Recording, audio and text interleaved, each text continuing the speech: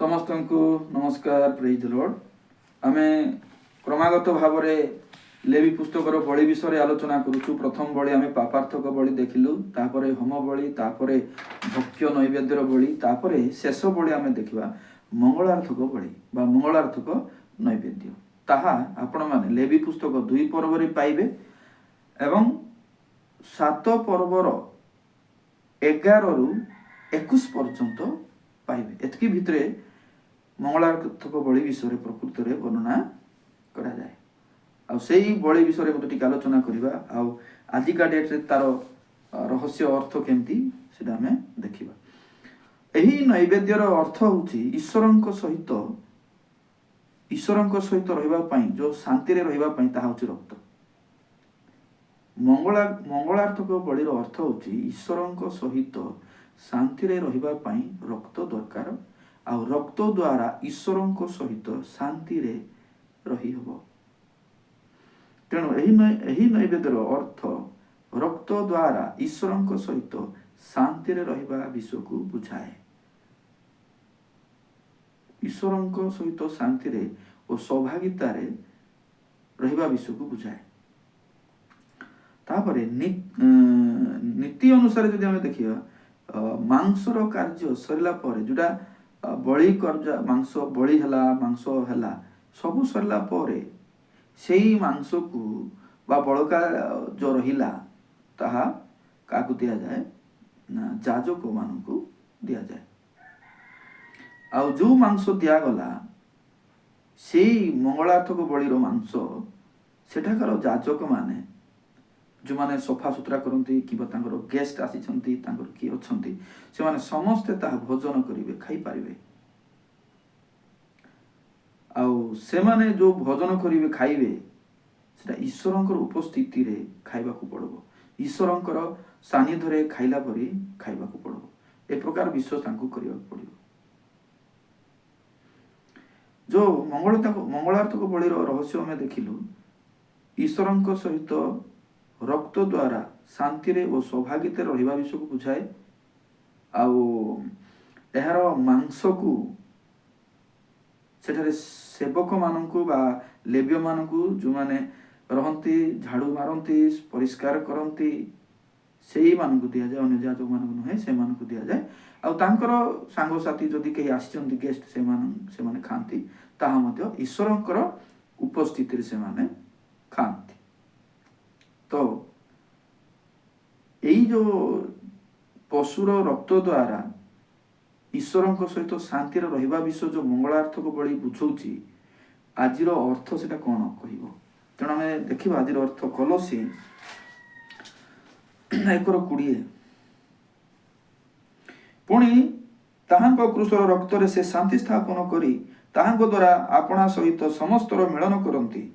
हाँ ताहांक द्वारा पृथ्वी बा स्वर्ग रे स्थित समस्त विश्वर मिलन करंती। रक्त द्वारा क्रूस रे से शांति स्थापन करंती।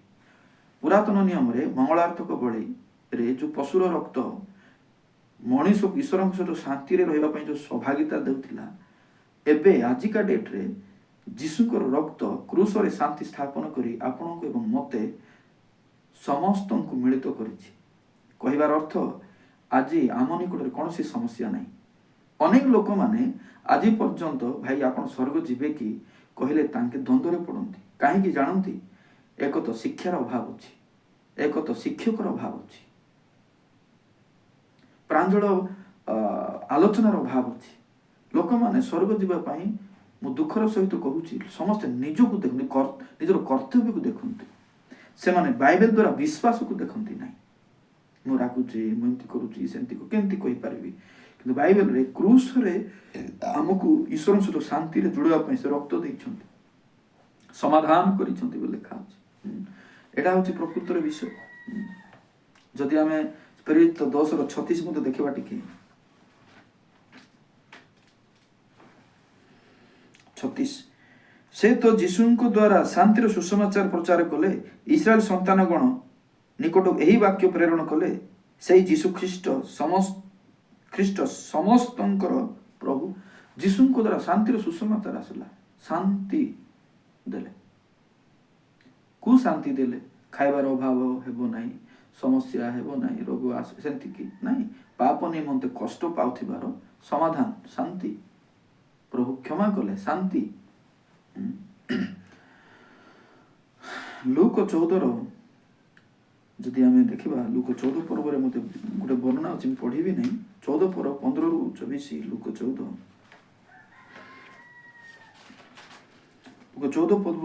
ପର୍ବ 15ରୁ 24 ପର୍ଯ୍ୟନ୍ତ ଏଠାରେ ରାଜା ଗୋଟେ ଭୋଜି କରନ୍ତି ଆଉ ନିମନ୍ତ୍ରିତ ଲୋକମାନଙ୍କୁ ଡାକନ୍ତି। ଅନେକ ଲୋକମାନେ ଇଚ୍ଛା କରନ୍ତି ନାହିଁ, ଆସନ୍ତି ନାହିଁ, ତୁଚ୍ଛ କରନ୍ତି। ତାପରେ ଶେଷରେ ସେ ଡାକନ୍ତି, ଆଉ କେହି କେହି କହନ୍ତି ଆମେ ନୂଆ ବଳଦ ଆଣିଛୁ, ଆମେ ଯାଇପାରିବୁ ନାହିଁ, ନୂଆରେ ବାହାଇଛୁ, ଆମେ ଯାଇପାରିବୁ ନାହିଁ, ଆସିପାରିବୁ ନାହିଁ, ପ୍ରକାର କହନ୍ତି। ଶେଷରେ ଦାଣ୍ଡରେ, ଛକରେ, କୋଣରେ, ଭିକାରେ ଯେମିତି ଲୋକ ମିଳିଲେ ସମସ୍ତଙ୍କୁ ଡକାଯାଏ ଆଉ ଭୋଜିଟା ସମ୍ପନ୍ନ ହୁଏ। ୟାର ଅର୍ଥ ହେଉଛି, ଯେଉଁମାନେ ମାନ୍ୟଗଣ୍ୟ ବ୍ୟକ୍ତିମାନେ ଆଜି ଜାଣନ୍ତି ନାହିଁ, ଯେଉଁମାନେ ପ୍ରକୃତରେ ଚିଠି ପାଇଛନ୍ତି, ଅର୍ଥ ବାକ୍ୟ ପାଇଛନ୍ତି, ସେମାନେ ଷ୍ଟଡି ଯେହେତୁ କରୁନାହାନ୍ତି, ଆସୁନାହାନ୍ତି, ଅନ୍ୟାନ୍ୟ କାମରେ ବ୍ୟସ୍ତ। ଅର୍ଥ ସେମାନେ ଈଶ୍ୱରଙ୍କର ସେବାରେ ବ୍ୟସ୍ତ ନାହିଁ, ଈଶ୍ୱରଙ୍କ ସେବା ବାହାନାରେ ଆକ୍ଟିଂ କରିବାରେ ବ୍ୟସ୍ତ। ଯଦି ଆପଣ ଏବଂ ମୁଁ ଯଦି ସତ୍ୟ ଜାଣିବା, ତେବେ ଆମେ ସେ ମହାଭୋଜିରେ ନିମନ୍ତ୍ରିତ ହେଇକି ଆମେ ପ୍ରବେଶ କରିବା। ଆମେ ଅଯୋଗ୍ୟ, ଆମେ ମନ୍ଦ ଲୋକ, କିନ୍ତୁ ପ୍ରଭୁ ଆମକୁ କିଣିଛନ୍ତି ଆଉ ଆମକୁ ସଂଯୁକ୍ତ କରିଛନ୍ତି। ସେ ପ୍ରଥମ କରନ୍ତି 11 ପର୍ବର ମଧ୍ୟ ସେ ପ୍ରକାର ବିଷୟ ଲେଖାଯାଏ। ପ୍ରଥମ କରନ୍ତି 11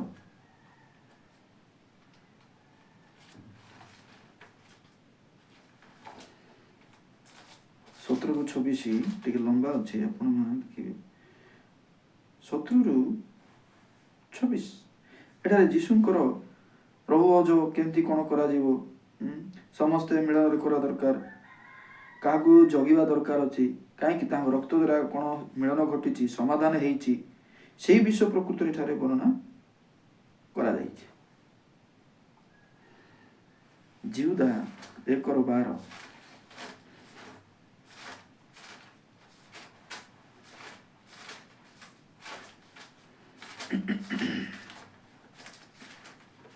ଜିହୁଦା 1 ଲାଷ୍ଟଟା ଜିହୁଦା 1:12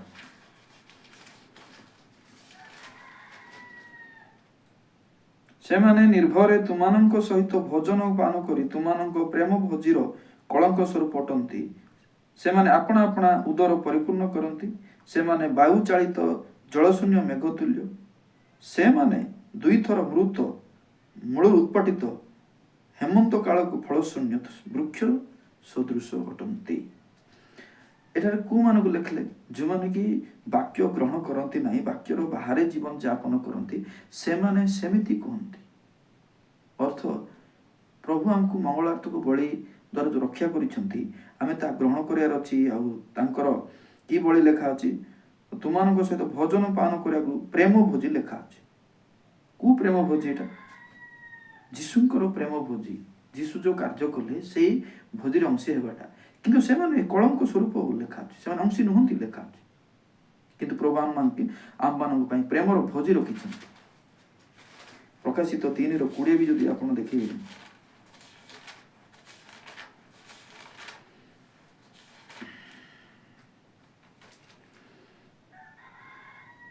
ଆମେ ଦ୍ୱାର ନିକଟ ଠିଆ ହୋଇ ଆଘାତ କରୁଅଛୁ, ଯଦି କେହି ଆମ୍ଭର ସ୍ୱର ଶୁଣି ଦ୍ୱାର ଫିଟାଇ ଦେବ, ତାହେଲେ ଆମେ ପ୍ରବେଶ କରି ତା ନିକଟକୁ ଯିବୁ, ପୁଣି ଆମେ ତା ସହିତ ଭୋଜନ କରିବୁ ଆଉ ସେ ଆମ୍ଭ ସହିତ ଭୋଜନ କରିବ।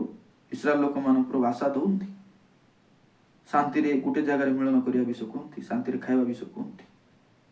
ପ୍ରଭୁ ଚାହୁଁଛନ୍ତି ସେ ଆମ ସହିତ ଖାଇବେ। ସେ ଶାନ୍ତିର ଦ୍ୱାର ସ୍ଥାପନ କରିଛନ୍ତି, ଶାନ୍ତିର ମାର୍ଗ ଆଣିଅଛନ୍ତି। ତେଣୁ ମଙ୍ଗଳାର୍ଥକ ବଳି ଆମମାନଙ୍କୁ ଆନନ୍ଦ ଆଶା ଦେଇଛି, ଆଉ ଯୀଶୁଙ୍କ ରକ୍ତ ଦ୍ୱାରା ଆମକୁ ତାଙ୍କର ନିକଟବର୍ତ୍ତୀ କରିଛି, ଆମକୁ ତାଙ୍କ ସହିତ ସଂଯୁକ୍ତ କରିଛି। ଆଜିର ଏ ଅଳ୍ପ ଆଲୋଚନାରେ ମୁଁ ଆଶା କରୁଛି ଆପଣମାନେ ଅନେକ କିଛି ନୂଆ ବିଷୟ ଶିଖିଲେ, ଯାହାକି ପୁରାତନର ମଙ୍ଗଳାର୍ଥକ ବଳିର ରହସ୍ୟ କେମିତି ଯୀଶୁଙ୍କ ରକ୍ତର ସୌଭାଗିତା ଆଣେ। ଆଜି ପାଇଁ ଏତିକି କହିବି। ସମସ୍ତଙ୍କୁ ପ୍ରେଜ୍ ଦ ଲର୍ଡ। ନମସ୍କାର।